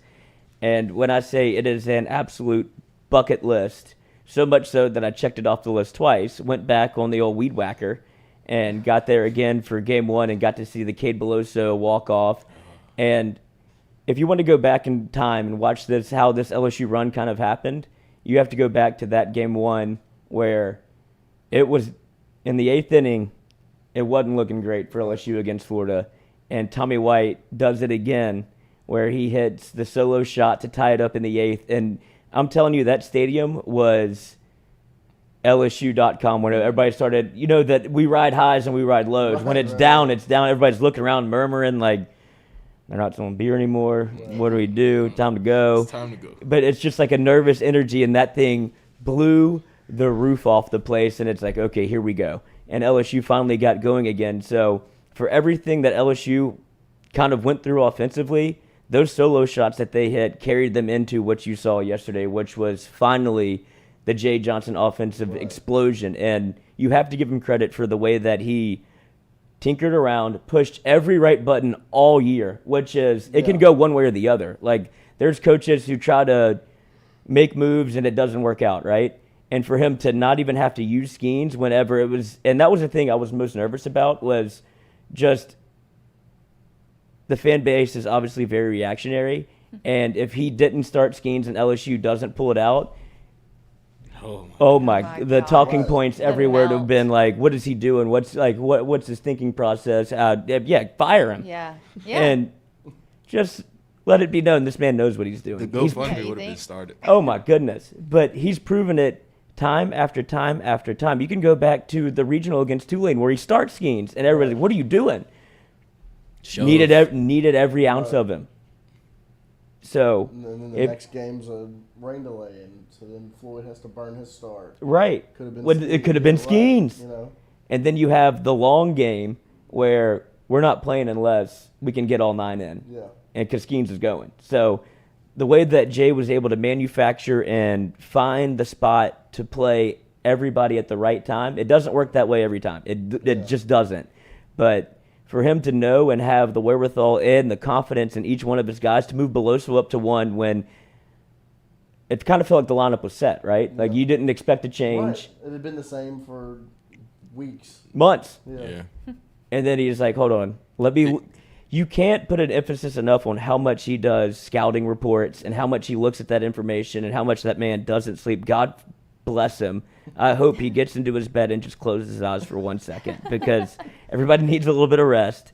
So he needs a vacation. He's not going to take one. He needs to be somewhere else on an island closing. He doesn't do that, but I agree. Like I would hope Gordon's he takes. Gonna send him somewhere. Yeah, fat check. Haven't you been wondering? That's what I said this morning to David. I was like, what is Jay bonus? going to get from Gordon out of this? Because there was something. And David was like, he didn't care about that kind of stuff. Like I get it, but like something was promised to him. Had to be. No, I don't. He would have done. Brand new Mercedes she just drove off in. That could just be hers. No, that was Gordon and Mercedes together presenting her that. There's something on the line. He's one of those guys he doesn't have ulterior motives. It's not about money. It's not about. I don't think Kim is either. There's obviously ancillary bonuses. But if you're somebody like Gordon and you can provide that for people, like heck yeah, like. Put a bow on it. Yes, just the cherry. He woke up to something, and when he gets home, there's something in the driveway for sure. But I think I, honest to God, believe because of the way that it worked out at Arizona, where he gets as close as he did last night, where he loses 2 one-run games at Arizona in the College World Series final, and that obviously nodded him to the point where he became obsessed. And for him to be able to finally, I guess, pass the test for him, it's like. If you go to law school and you can't pass the bar and you finally do, it's something that eats at you and eats at you and eats at you until you get it done. But I don't think that this is the end all be all. I don't think he just wants 1. Right. I think this is going to fuel him more. Of course. No, I mean, you heard Cade Beloso in the. I mean, he can come back. He said that they're going to have to build another intimidator. He was like, Jay Johnson's coming and he's not going to stop. Yeah. Jay Johnson made $200K this week. An extra $200K. It's a little bit more than I made on the futures. Futures Lloyd struck again. Well, actually, he made $20K for the regional appearance, $40 for the super regional, $50 for appearance in the College World Series, $50 for an appearance in the championship series, and $100K for the national championship. So you know who does slide some of that money's to you stacking just for your effort, just for your efforts in Omaha, right? I'll talk to him. Just talk to him about it. Just like $10K. I may have sent him a text last night. Right. Yeah, I love you. Oh, you did, didn't you? I did. You sent him an I love you text? Oh, Lloyd. Well, I do. Dad. That's sweet. This is my dad. Sent mom a text, too. That's so sweet. Sent my granddad a text. Ooh. Did you send Skip a text? I don't have his number. Oh. You got to email him. Yeah. I sent him a telegram. That pigeon will get there at some point. That's amazing. But you know who's the only person that doesn't know about those bonuses? Jay Johnson. Right. Couldn't give a flip about that because all he wanted was that national championship. And couldn't be happier for the man because, like I said, it could have gone one of two ways, and I don't know where he would be if that same thing had happened to him again, where he gets the 1-0 lead, and then you drop 2 in a row, and I guess have to start over. I thought about that last night. Obviously not past the second inning last night, but I thought, like, what if they lost tonight? Like, what would our show be like today? Like, I was panicked. Oh, I wouldn't have showed up. I wasn't coming. No, yes, you would. I wouldn't come at no 6:30 in the fucking morning. I can tell you that. But for it to, if like, obviously ifs, but like, it's just such a perfect ending for Cruz, Morgan, Skeens, Tommy White. Like, this team, almost if they didn't win a national championship, town. it's just. Yeah. If they wouldn't have won a national championship, it would have just been. It would have felt wrong. Right. I know. This was a movie this ain't Friday Night Lights. Like, this movie's not in at the 1 yard line. Right. Especially like everything that you laid out and the guys that they had on the team. And there's a reason I kept referencing, like, don't let LSU get hot. Right. It was everything that the Boston Red Sox did when they were down 3-0. It was like, we got too many good guys on this squad. Don't let LSU get hot. Put us to bed. Put us to bed. And they let LSU just build one too many, keep stacking wins. I don't care if you have to go through the losers bracket. I want it to be hard. They wanted it to be hard. Right. They got too many good guys, too much good chemistry. And when you see the team built the way it was and compacted the way it was and everybody together with the chemistry and then the family involved with it, it felt like a high school. Right. Where it was a small community of, we don't care who's outside the room. We just care about the people inside the room. And if you ain't with us, you against us. Yeah. And so for all the ancillary noise that was going on around it, like, oh, don't throw Skeens, do throw Skeens, take Jordan Thompson out, like all of these things that they don't give a fuck what you think, first of all. Like, Jay Johnson doesn't listen to any of that. Right. Y'all can bitch and moan and grope all you want. Send him flowers. You don't care about that either. It's something that when you're that honed in and that locked in, there's about 15 voices that matter, and they're all in that room. Yeah. And so for him to be able to get it done the way that he did, that it was everything he wanted and more, and I don't think he done yet. I think he wanted it a lot, but I think he was just like caught in the moment. He gets the trophy and he's like, all right. Oh, the confetti's so awesome too. Then he just takes it and gives it to the team. I think this is the moment where he kind of like let it all sit in. Right. Like, look at him. He's like, fuck. That's so cool. I passed the test. Finally. So yesterday, Stewie, apparently you're the only one that would remember this. We talked about it being a drinking game when we talked about the wind and the shadows, right? They didn't mention the wind and the shadows much. They mentioned the I mean, Florida, I talked with Cordell and Hunter Fournette about it, and I was like, I'm going to put this on my private story. I'm going to do this drinking game. Your OnlyFans? Last night, 6 o'clock, I feel like the past 2 months in our house has been like prepping for 6 p.m. at night. And last night I told David, I was like, tell me what you want to eat. Go get a shower. Like, get ready. Get everything done. Like, get ready. And apparently I should take a shower this morning. I poured myself a glass of wine, and I was like, I got to do this, like, drinking game. I mean, it was in the first 2 minutes. They said the wind and the shadows probably 4 times. And I was like, wait, can we rewind that real quick? And then what are you thinking? I gave up. I was like, I can't do this. I'm drinking a glass of wine. Like, I was so prepared to do it. And I was like, I can't do it. I'll be out of my mind if I tried to do a drinking game to this. The freaking wind and shadows. Yeah, well, after they talked about the wind and the shadows, it was just a Florida sack-sucking competition. Jack Tani. Between all it really was. Caglione. I hated the Jack Tani nickname. I was like, they call him Jack Tani instead of, like, Shohei Ohtani. I heard it the first time and I was like, that's nasty. Wide length for scoring 1 overall. Like Paul Skeens and Dylan Cruz didn't die. Right. They like some Florida. I will say the one play that probably will get forgotten in this game was the runner's interference in the second inning when Florida was it was 2-0. LSU had no outs. You have Thatcher on 22 pitches in the second. And you see people start warming up, and you're like, oh, God, it can't go this way. Like, LSU had the arms, don't get me wrong. Right. But you wanted a clean sheet from Thatcher just to get out of that inning. And right, wrong, or indifferent, it's the rule. And I obviously, I'm not the first one to say follow the rules, and it has to be that way. But that's the way it played out. And for LSU to get that out in that moment was huge and let everybody – because – he had me scared. You can't blame Trey Morgan for trying to go make a play, but he rerouted and went the wrong way. He was just trying to go get one. And for him to have to come back to the bag and Thatcher had nowhere to go with it, and then it just ends up kind of runner's interference, I guess. But for that to happen in that moment, for LSU to be able to get a collective breath settled back in, and now we go. God, when they settled back in, like, he was unhittable. And, like, he didn't let Florida offense come up for air. Right. Like, it was amazing. It was impressive. I was kind of laughing at Caglione because he's like, bad outing at the mound, and then he goes to the plate and it's 0 for 3. Right. Like, struggle. Because if you let him get going, it would have got it. Well, It was scary. I understand why they would probably, like, be putting him on a pedestal a little bit after what you saw in Game 2, wherever he hits 2 home runs, and it's like, oh, now he's going to go throw 99 on the mound, and that's a great talking point, especially if Skeens isn't starting. So that's your angle, right? If you're a storyteller, broadcaster, whatever, like, they had that written out for, we got to keep highlighting this all day. All day. He's a sophomore. Like, this is, look, he's the next Shohei. All of that, I understand. Size 17 shoe. Yeah, I heard that a million times. Vince Carter, every time he had his birthday, he got a new shoe because he was growing with the shoe size. I get all that. Cool. But don't let it get lost that LSU was the storyline as much as they didn't want it, because I don't think they wanted LSU to be in a calendar year, essentially, from April 6th. What was it? The April women's 1st. Yeah, they really don't. The women's national championship to June 27th is today. Yeah. You have LSU with 2 national championships, and the SEC don't like that. The NCAA, who cares what they think, but they don't like that. But you know who does? LSU. Baton Rouge, Louisiana. So I'll take it. And now the calendar turns over. It turns to football, and LSU ain't no slouch in football either. No, they're not. And the basketball schedule came out today. No. Which one? Cares about that? So, Women's or men's? Men's. Oh. So they're going to have their regular 3 permanent home and away opponents: Bama, Arkansas, and A&M. And then they play Georgia and Vanderbilt in Baton Rouge and on the road.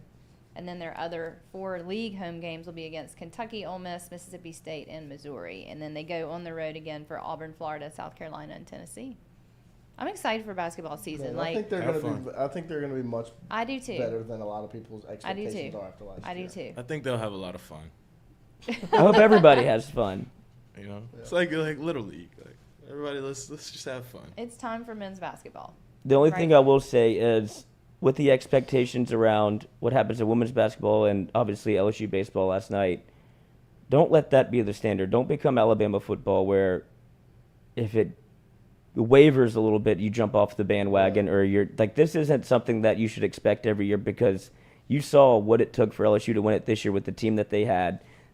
Dylan Cruz ain't coming back. He ain't walking through that door.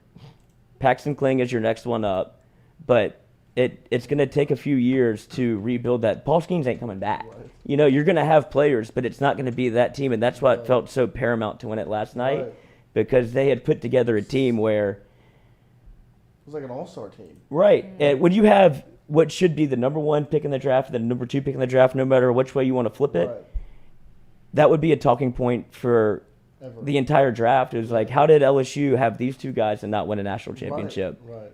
Instead, it becomes, this is why LSU won the national championship. And while it wasn't those 2 alone, that's what I think is the most impressive part of what Jay Johnson did. Kate Beloso wasn't supposed to be on the team. Yeah. He brought him back as a medical red shirt, got a COVID year. He still has another year. Hey, Kate, door's open. You're more than welcome to come back.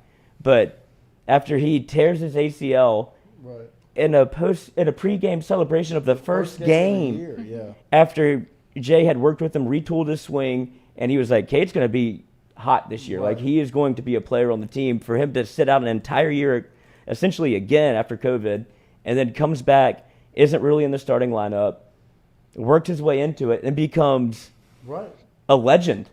Like, he deserved all of that and more for sticking through it, and that's a testimony to him and a testimony to what Jay saw in him and what he believed in. And I think that's more of the story than like a Paul Skeens or the transfer portal. Like, all that's great, but to have homegrown talent in Louisiana, those guys that played here loved it. And you saw, like, when you talked about, you ran through who Paul Mainieri recruited. All those guys are all from Louisiana. For them to get a national championship, the first one since 2009, it felt like forever. LSU's been knocking on the door, down year, knock on the door, lose. Then you have the last year where it felt like they were good. And you have to go, you win your first game at a regional at Southern Miss. If you win one more, you host a super regional in Alex Box, and you're like, okay, the cards are lining up in your favor. You don't get it done. And that gnawed at Jay Johnson. You could see it in his post-game press conference where he was like, I wanted to bring this team to Omaha. He essentially gets barring like 4 guys, which is unfortunate for them because I know that they wanted to be there more than ever. He essentially brings back the same team with guys like Dylan Cruz who deserved every second of that. To go to LSU when he could have gone to the Major League Baseball draft out of high school and been a first-round pick. To shuck that and say, no, I want the experience of LSU, that's a recruiting pitch in itself. Yeah, it is. It's huge. And to have a guy like that where he basically went from a first-round pick and whatever round, like whatever pick you want to have him, to being the first overall pick or second overall pick, that's a massive recruiting tool for LSU, not only as the brand, but for Jay Johnson to be able to pull like, okay, if you're going to put your name in the draft, that's cool. You can. But look what I did for Dylan Cruz. Yeah. Look what I did. And if you're the transfer portal, look what I did for Paul Skeens. Right. And it's also, you can also say, look what Dylan Cruz said about it. Said about this experience and how it wouldn't go back and change it ever.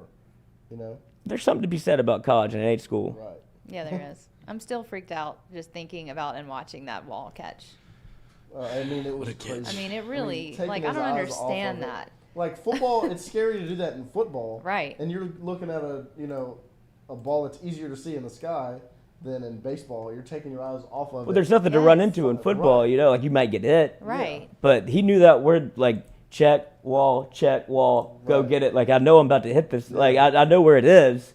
And to sell out like that whenever you have essentially everything on the line, like your future, whatever, and for him to be like, he was showing out. Yeah, he was showing out. Luck if I didn't know who how he was. amazing, who he was, and how amazing well, he then is. the next play after that one, it's the shallow blooper and a sitter, and he turns the Jets on and is running down. Yes, and right after that. waves, I think either Thompson or Dugas off. He did. Right. He and did. it Caught was it, just- looked at it, and was like. He was just Oh, he was laughing because he was like, "You got to be kidding me!" Yeah. He wasn't even set in his spot again. No, I mean that's. I mean, they essentially quick pitched him. He's like, "Could y'all give me a second?" Right. It's weird. Look, I mean, look at that. That's it. And Mikey and Jay Mitch were talking about how high level this is to be able to find the wall, take your eyes off the ball, and find it again is something that major league stuff. It's like it's unbelievable. that's not something that they were like. It took us a second to be able to figure out how to do that. And I mean, look at the team; they're locked in. Dude, turn nose, my God. It's awesome. Yeah, it was amazing. And then I thought Joe Bear was going to rob that. Oh, he had it. He had it in his hand. In the glove. The Mikey. I know it. Oh God. I had to go to the bathroom when that happened because I was like, here comes the story, and I didn't want to bring it up. I didn't want to be the one. But if you want to recap the series, you talk about defensive effort. Josh Pearson, that play is one that if he doesn't make the play, LSU was down 0-1. You don't know what happens in game 2 if you lose, but plays like that, whenever they weren't contributing on offense, when you talk about Thompson and Pearson, plays like that are what keep you in the lineup, first of all, and keep you in the game. Like, okay, I'm not contributing offensively. That's fine. Keep doing your thing on defense. And Thompson's game, like, second game, throw it out the window, flush it. And for him to be able to flush it is impressive in itself. But what they did defensively, be able to contribute at all and stay in the lineup and steady as she goes. Other people will contribute aside from the stars, and that's what you got from a Beloso who turned into a star. That's what you got from Dugas, who was incredible. Yeah. And just the lineup keep turning over. Joe Bear, I'm telling you, that home run he hit in an inconsequential game, but served him up a cookie, gets that. It only takes one swing to get you going. Yeah. And then he's able to turn it on last night. It was just everything kind of lined itself up to where, okay, you got Tommy White was incredible. Like Lazo was getting the Lazo had just the wand, put it down wherever you want it. Like blooper, okay, got it. Him going from first to home on that play. It's unfortunate. I've never heard of a broken shin, but that's what happened. Right. And then for him to keep his spirits up, whatever he could have stayed in the locker room. He's like, put me in a boot, and I'm going to sit in the dugout. Like this ain't no request. Like I'm going with the boys. And then for Skeens to go into the bullpen, and then whenever he gets the call to, I'm going to the dugout. Like I want to be with the guys. Like that's what this team was made of. And then for him to hop on Skeens' back and get into the dog pile, like it was no man left behind. It was an unreal run, and they deserved every second of it. Like look at this. Get up here. Here we go. I mean, this is incredible. That's going to be potentially the number 1, number 2 overall pick. Waiting for his teammate, putting him on his back, and carrying him to the dog pile. And he looks so serious about it. And make that a statue. Yeah. I know, right? That would be cool. And what was the thing about them wearing purple and changing to gold? Was that Did you hear that? I heard that at first guess they Skeens was said gonna go. purple, and then I don't know. Because he always pitches in purple. Right. So Right. that's what the people wanted. And I was thinking when they got even Skeens hot, that it was just a Florida, hey, look over there. Look who's the boogeyman's going. Yeah. And just, it's hard to get your mind off of that where you're like, oh, shit. Like and then Florida's watching the old Skeens Kansas City warm up. shuffle. Josh Pearson hits a home run. Yeah, shit. This is not good. He ain't coming in. But, I mean, there's a little gamesmanship to that. I mean, it might not be, but you can see that. And see, he was kind of warming up. He he never really started throwing. He was softball throw. Yeah. A little antenna work. Yeah. You know, just getting loose, and you see him over there, like, oh shit, we better start scoring now. And then Thatcher just settles in, and it's 4th inning. When are they going to pull him? 5th inning. When are they going to pull him? 6th inning. When are they going to pull him? And then you get to, oh shit, Riley Cooper's going, and for him to battle through the bellyache, my guy. Flu game, Riley. Flu game. Thick king. My mom even texted me, and she's like, he looks like his stomach still hurts. I was like, that's a ball. Yeah. But you know they pumped him full of IV fluids and did all the things. His stomach they needed probably was still hurting. The best thing about Riley Cooper is the story of him in high school, whatever. He had mono and nobody knew it because he always took naps. And he was napping. He almost napped through his start against a rival team or whatever. Had 17 strikeouts. In high school, he only played 7 innings, so that's 17 out of 21. And he's like, I didn't even know I had mono. And they're like, we didn't know. He always was sleeping. And then he tries to parlay that into, this is his workout regimen of, I like to sleep, drink plenty of water, and I think me watching movies helps. Which is, hey, dude, if you can get away with it, do it. I mean, what a stud. What a life. What a life. So, I mean, it goes to show, I mean, hold the rope. Everybody was pulling in the right direction at the right time. This whole College World Series run. The nickels stacked up. Hey, if we didn't have a bent nickel, can't have it. It was impressive to see all the people that stepped up, chipped in, made plays. Like, because you obviously have the star power. You have Skeens, you have Cruz, Trey Morgan. But to see, like, Griffin Herring and Nate Ackenhausen and all these different people make, these crazy – Alex Milazzo with the – I know it was Trey Morgan made the play, but the tag, like, it just really was like a storybook. It was. You're right. Storybook ending. Yeah. And now it's over. Speaking of over. Well, it's 8:30. Show might be over. We may. I don't know how much more we can do. I've already read out the basketball schedule. Right. Yeah, that was a real reach. That was. To pull you out of that one. No, I'm excited about it. Ready for basketball now and football. 50. Got to get through how many football days? season first, Katie. 60 something days till football. 69? 8 more Mondays. 69. 8 more Mondays. Is it really 69 days? No, I don't think it is. Damn. I think we passed that mark already, unfortunately. Lloyd, you were out of town. I'm back. I know. We're glad. So thanks, everybody, for hanging in with us. I mean, that was great. It was cool to start at 6:30 a.m. No, it wasn't. Hey, happy to do it. We'll be here tomorrow. At 7. The 4 of us, right? At 7. And we'll come up with some things to talk about. It's voicemail Wednesday. So we will take your calls tomorrow. Starting at 7 a.m., please call in. We will start at 7 a.m. Give us your favorite moments from the baseball season and what you look forward to for football season, any recruits that you want to talk about. Yes, call us, text us, and we will. That's I'm our show talked tomorrow. out. Yeah, Mikey we need and y'all to talk a little bit. Mikey and Jared Mitchell left me out to dry in Omaha. They went for the fluffer. They really did. Hey, appreciate everybody. It was a blast. But where's Mikey? Where's Jared? Where's Jordy? It's like, Lloyd's here. I'm here. People I guess. DM me. They're like, Lloyd and Mikey went back to Omaha. And I was like, no, just Lloyd. That's the funniest part about it is that those two couldn't find their way in little old Lloyd. And I ran into old Lloyd in the airport on his way to Omaha. This is what we did through the glass. We It just felt like we were in touched prison. hands. Me and Lloyd and David. Mom we and were Dad. picking up Cooper from the airport, and there was Lloyd. You can't. People. I turned around, and people were looking at us like so disgusted. Like y'all are sitting here on your phones talking to someone through the glass, like. Because we couldn't hear each other through the glass, and we were just yelling on speakerphone about nonsense. Yeah, we really were. Yeah, we shouldn't have been talking probably that loudly, but get used to it. It's the used show. to it. Got a little show within the show. Yeah. So we'll see y'all tomorrow. Like, subscribe, As always, or built don't. by R&B Builders, who's currently in my house building right now. Drawn stick, man. I know, I love that. I have the cutest contractors ever. We'll see y'all tomorrow at 7 a.m. for mailbag. Please call us.